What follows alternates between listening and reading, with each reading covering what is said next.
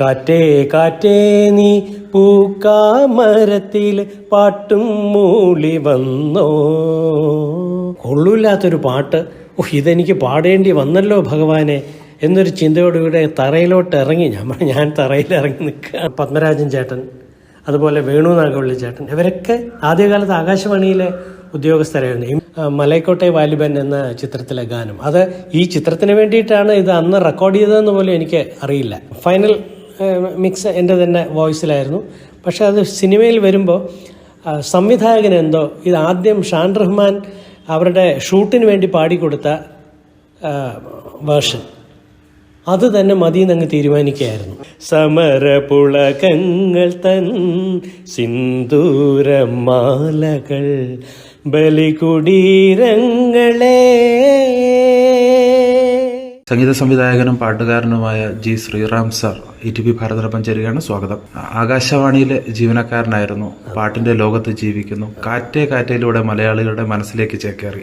അപ്പോൾ അതിന്റെ ഒരു രണ്ടുപേര് പാടാതെ എന്തെങ്കിലും സംസാരിച്ച് തുടങ്ങാൻ സാധിക്കുമെന്ന് എനിക്ക് തോന്നുന്നില്ല.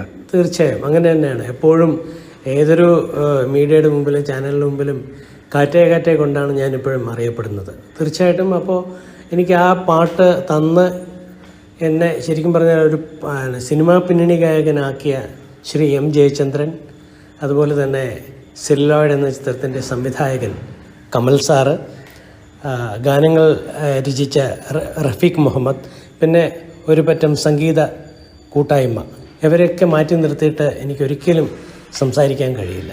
അതുകൊണ്ട് തന്നെ അവരെല്ലാം നമിച്ചുകൊണ്ട് കാറ്റേ കാറ്റേ നീ പൂക്കാമരത്തിൽ പാട്ടും മൂളി വന്നോ, പാട്ടും മൂളി വന്നോ, ഞാലിപ്പൂങ്കദളി വാഴപ്പൂക്കളിൽ ആകെ തേൻ നിറഞ്ഞോ, ആകെ തേൻ നിറഞ്ഞോ. ഒരു ഗാനം സംഗീത സംവിധാനം ചെയ്തിട്ടുണ്ട്, അത് ദാസേട്ടനാണ് പാടിയത്. ദാസേട്ടന് വേണ്ടിയിട്ടൊരു അത് എല്ലാ സംഗീതജ്ഞരുടെയും ഒരു ആഗ്രഹമാണ് ദാസേട്ടനോടൊപ്പം വർക്ക് ചെയ്യാന്ന്. അപ്പോൾ ആ എക്സ്പീരിയൻസ് സംസാരിച്ചിട്ട് മറ്റു പാട്ടുവിശേഷങ്ങളിലേക്ക് പോകാം. എനിക്ക് വലിയൊരു ഭാഗ്യമാണ് ഈ കാറ്റേ കാറ്റേ വഴി വന്നത്. അതുപോലെ തന്നെ നനച്ചിരിക്കാതെ വന്ന വലിയൊരു മഹാഭാഗ്യമാണ് പറഞ്ഞതാണ് കുറ്റം എന്ന ഒരു ഗാനം. ആ ഗാനം സംഗീത സംവിധാനം ചെയ്യുകയും അത് ദാസാറിനെ കൊണ്ട് പാടിക്കുവാനും അതുപോലെ തന്നെ ചിത്രയെ കൊണ്ടും പാടിക്കുവാനും വലിയൊരു ഭാഗ്യമുണ്ടായത്. ഇത് ഈ പാട്ടിൻ്റെ തന്നെ അദ്ദേഹത്തിന് ശരിക്കും പറഞ്ഞാൽ എൻ്റെ ചെറുപ്പകാലം മുതലേ അദ്ദേഹത്തിനെ അറിയാം. എൻ്റെ അച്ഛനുമായിട്ടൊക്കെ ഉള്ള സൗഹൃദം, കുടുംബവുമായിട്ടുള്ള സൗഹൃദം, ബന്ധം. പക്ഷേ ഇതൊന്നും ഞാൻ ഒരിക്കലും ഉപയോഗിച്ചിട്ടില്ല എന്നുള്ളതാണ് ഞാൻ നേരത്തെ പറഞ്ഞ പോലെ. അദ്ദേഹത്തിൻ്റെ തരങ്കിണി സ്റ്റുഡിയോയിൽ ഞാൻ ഒരുപാട് നാൾ വർക്ക് ചെയ്തിട്ടുണ്ട്. തരങ്കിണി സ്ത്രീ സ്കൂളിൽ ഞാൻ പഠിപ്പിക്കുകയും ചെയ്തിട്ടുണ്ട്, അധ്യാപകനായിട്ടും സെർവ് ചെയ്തിട്ടുണ്ട്. അപ്പോൾ അങ്ങനെ ഒരുപാട് പരിചയമുണ്ട്. പക്ഷേ ഒരിക്കലും പല വേദികളിലും അദ്ദേഹത്തോടൊപ്പം നിൽക്കുവാനൊക്കെ ഭാഗ്യം ലഭിച്ചിട്ടുണ്ട്. പക്ഷേ ഒരിക്കലും ഈ ഒരു കാര്യത്തിനായിട്ട് ഞാൻ അപ്രോച്ച് ചെയ്യുന്നത് പോലും ഞാൻ സ്വപ്നത്തെ കണ്ടിട്ടില്ല. കൂടെ വർക്ക് ചെയ്ത സംഗീത സംവിധായകരിൽ നിന്നിട്ട് ഏറ്റവും ഒരു നല്ല ഒരു ഔട്ട്പുട്ട് എനിക്ക് കിട്ടിയെന്ന് തോന്നിയത് ആരെയായിരുന്നു? ഈ വിദ്യാസാഗറിന്റെ സംസാരിച്ചു, ബിജിബാലിനെ നമ്മൾ സംസാരിക്കേണ്ടതായിട്ടുണ്ട്. ആൻഡ്രോയിഡ് കുഞ്ഞപ്പനൊക്കെ പാടിയിട്ടുണ്ട്. ആൻഡ്രോയിഡ് കുഞ്ഞപ്പനൊക്കെ CAA അതിലും വളരെ നല്ല അനുഭവമായിരുന്നു. അത് ബിജിബാൽ സത്യം ഇതൊക്കെ ഓരോ അനുഭവങ്ങൾ. ബിജിബാൽ അന്ന് ഒരു രാത്രിയാണ് അദ്ദേഹം എന്നെ വിളിക്കുന്നത്. അപ്പോൾ പാട്ട് പാടി എന്നെ അയച്ചു തന്നു, പഠിപ്പിച്ചു തന്നു. രാത്രി തന്നെ റെക്കോർഡ് ചെയ്ത് അയച്ചു കൊടുക്കണം. അപ്പോൾ രാത്രി സ്റ്റുഡിയോ തപ്പി കണ്ടുപിടിച്ച് ഞാൻ ഇങ്ങനെ ഈ പാട്ടിൻ്റെ പുള്ളി എല്ലാം പറഞ്ഞു തന്നു. അപ്പോൾ അത് ഭംഗിയായിട്ട് പാടി അയച്ചു കൊടുത്തു.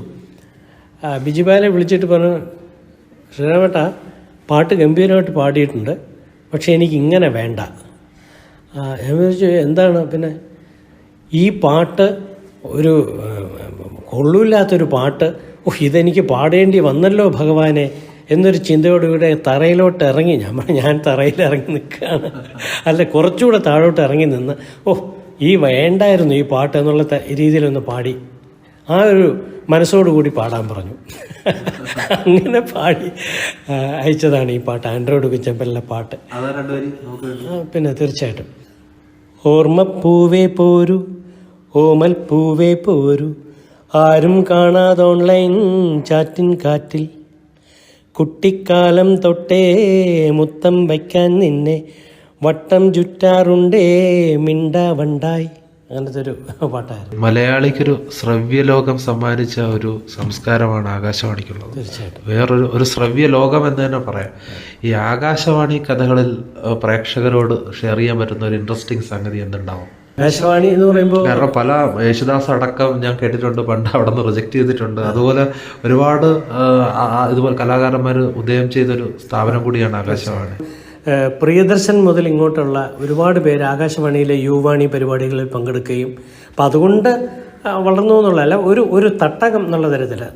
ഇപ്പോൾ എനിക്ക് എൻ്റേതായിട്ടുള്ള വല്ല ഐഡിയാസോ അങ്ങനെ ഉണ്ടെങ്കിൽ, അല്ലെങ്കിൽ ഞാനിപ്പോൾ പാട്ട് പാടുന്നുണ്ട്, അല്ലെങ്കിൽ എനിക്ക് എഴുതാൻ കഴിയും, അല്ലെങ്കിൽ എനിക്ക് കവിതകൾ രചിക്കാൻ കഴിയും, അങ്ങനെയുള്ളവർക്ക് തീർച്ചയായിട്ടും ആകാശവാണി വഴി അതിനൊരു അവസരം കിട്ടിയെന്നുള്ളതാണ് വലിയൊരു കാര്യം. അങ്ങനെ ഒരുപാട് പേരുണ്ട്. ഇപ്പോൾ അങ്ങനെ പ്രഗത്ഭരായിട്ടുള്ളവർ ആകാശവാണിയിൽ ഉദ്യോഗം സ്വീകരിച്ച് പിന്നെ അവിടെ നിന്ന് മാറി തങ്ങളുടെ ലോകത്തേക്ക് പോയവരാണ്. ഇപ്പം പത്മരാജൻ ചേട്ടൻ, അതുപോലെ വേണു നാഗവള്ളി ചേട്ടൻ, ഇവരൊക്കെ ആദ്യകാലത്ത് ആകാശവാണിയിലെ ഉദ്യോഗസ്ഥരായിരുന്നു. എം ജി രാധാകൃഷ്ണൻ ചേട്ടൻ തന്നെ മുഴുവൻ സമയം ആകാശവാണിയിലായിരുന്നു. പക്ഷേ സിനിമയ്ക്ക് വേണ്ടി അദ്ദേഹം ചെയ്ത പാട്ടുകൾ വെച്ച് ഒന്ന് നോക്കുകയാണെങ്കിൽ കമ്പാരിറ്റീവ്ലി കുറവായിരിക്കാം. അതിനേക്കാളും കൂടുതൽ ആകാശവാണിയിലാണ് ചെയ്തിട്ടുള്ളത്.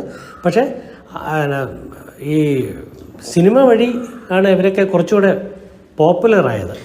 അപ്പം അങ്ങനെ ഒരുപാട് പേര്, ഇപ്പം പെരുമ്പാവൂർ ജി രവീന്ദ്രനാഥ മേനോൻ,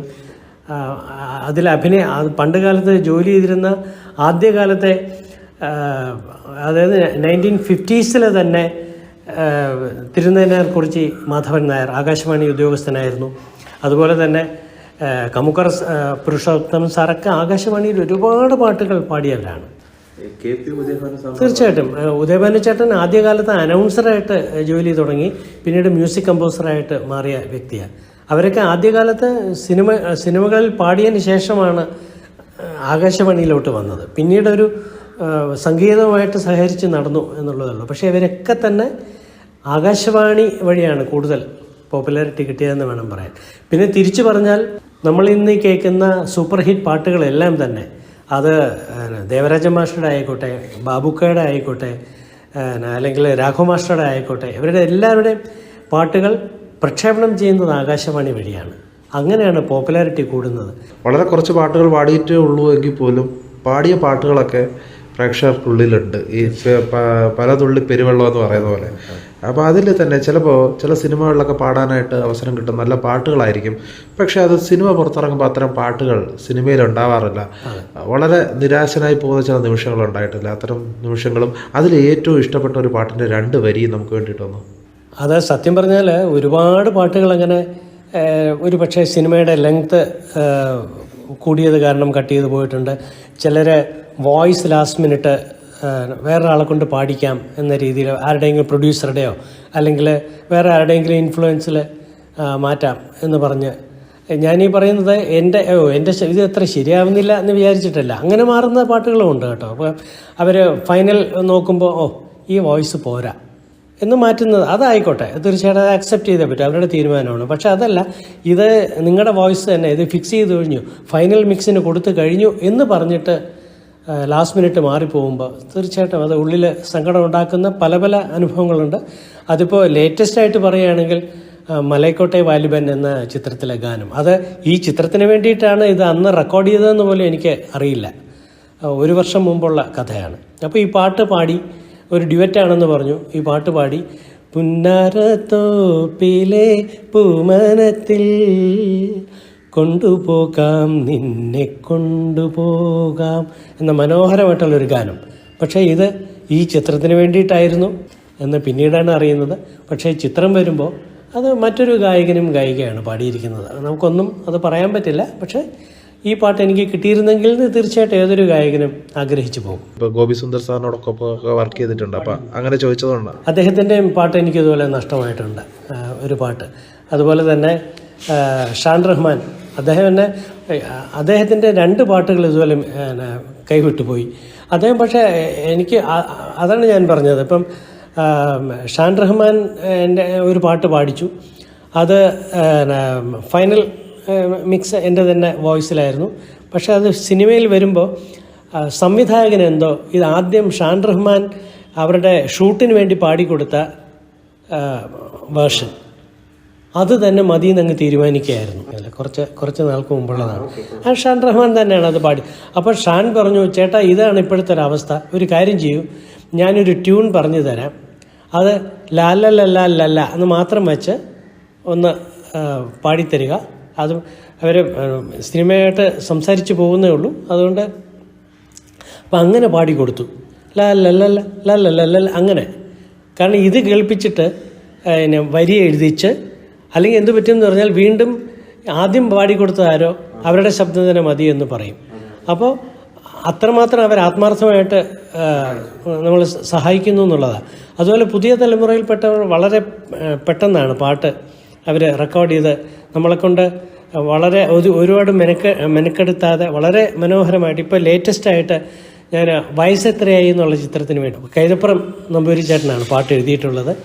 അത് അതിൻ്റെ സംഗീത സംവിധായകൻ വിനു സുകുമാരൻ, അദ്ദേഹം അതിമനോഹരമായിട്ടാണുള്ള പാട്ട് പാടിച്ച് എടുക്കുന്നത്. അത് അവരുടെ പുതിയ ടെക്നിക്സാണ്. അപ്പോൾ നമ്മൾ അതിനനുസരിച്ച് വളർന്നാലേ പറ്റുള്ളൂ. ഞാൻ ഇങ്ങനെ പാടൂ എന്ന് പറഞ്ഞിട്ടിരുന്നാൽ അവിടെ ഇരിക്കുകയുള്ളൂ.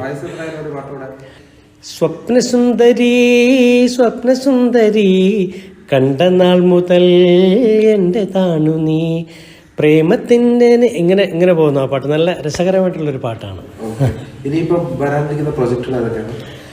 രണ്ട് ഇതുപോലെ പാടി വെച്ചിട്ടുണ്ട്, പക്ഷെ അത് പുറത്തിറങ്ങിയിട്ട് ഞാൻ പറയൂ എന്നുള്ളതാണ്. കാരണം കഴിഞ്ഞ വർഷം 4 സിനിമകൾക്ക് വേണ്ടി പാടി, അതിൽ 2 പുറത്തിറങ്ങി, ഒരെണ്ണം ഈ പറഞ്ഞ പോലെ കൈവിട്ടു പോയി. ഈ സ്വപ്നസുന്ദരി എന്നുള്ള ഈ പാട്ട് ഇപ്പം നിലവിലുണ്ട്. അപ്പോൾ അടുത്തത് ഈ പാട്ട് ഇറങ്ങുമോ അല്ലെങ്കിൽ ആരായിരിക്കും ആ പാട്ടിൻ്റെ പുതിയ ശബ്ദത്തിൽ വരുന്നതെന്ന് പറയാൻ പറ്റാത്തതുകൊണ്ട് ഞാൻ പറയുന്നില്ല. 2 ചിത്രങ്ങളിൽ പാടിയിട്ടുണ്ട്. ദുൽഖർ സൽമാനോടൊപ്പം പാടിയില്ലേ CAA? അത് ഞാനും വിജയലക്ഷ്മിയും ഉണ്ട് അതിനകത്ത്. ആ പണ്ടത്തെ ബലികുടീരങ്ങളെ എന്നുള്ള പാട്ടിൻ്റെ ഒരു വേർഷൻ ഇങ്ങനെ: ബലികുടീരങ്ങളെ